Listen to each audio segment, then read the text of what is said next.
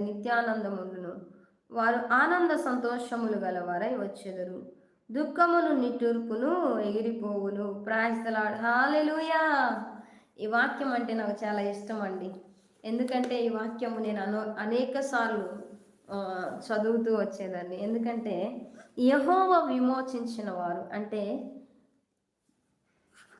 దేవుని కొరకు నిలబడకపోయినా, నీ లైఫ్‌లో నువ్వు దేవుణ్ణి తెలుసుకున్న తర్వాత హ్మ్, తెలియక నీ నీ లైఫ్‌లో నువ్వు ఏదైనా మిస్టేక్స్ చేసినప్పటికీ, దేవుని యొక్క ప్రేమ ఉంటది చూడండి. ఆ ప్రేమ నిన్ను ఆవరించిందనుకో, ఆ ప్రేమ చేత నువ్వు విమోచించబడ్డావనుకో, ఆ పాపములన్నీ క్షమించబడి విమోచించబడ్డావనుకో, ఎలా ఉంటదంటే ఆ లైఫ్ ఇంకా పాటలు పాడుచు తిరిగి ఏం చేస్తారంట వారు దేవుని దగ్గరికి వస్తారంట.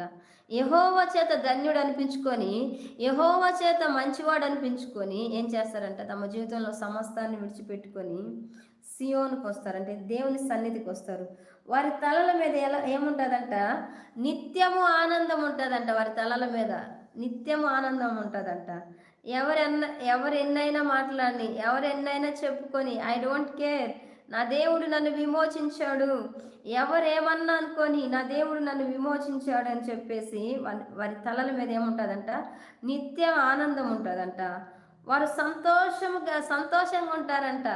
ఎవరు? దేవుడు విమోచించిన ప్రజలు.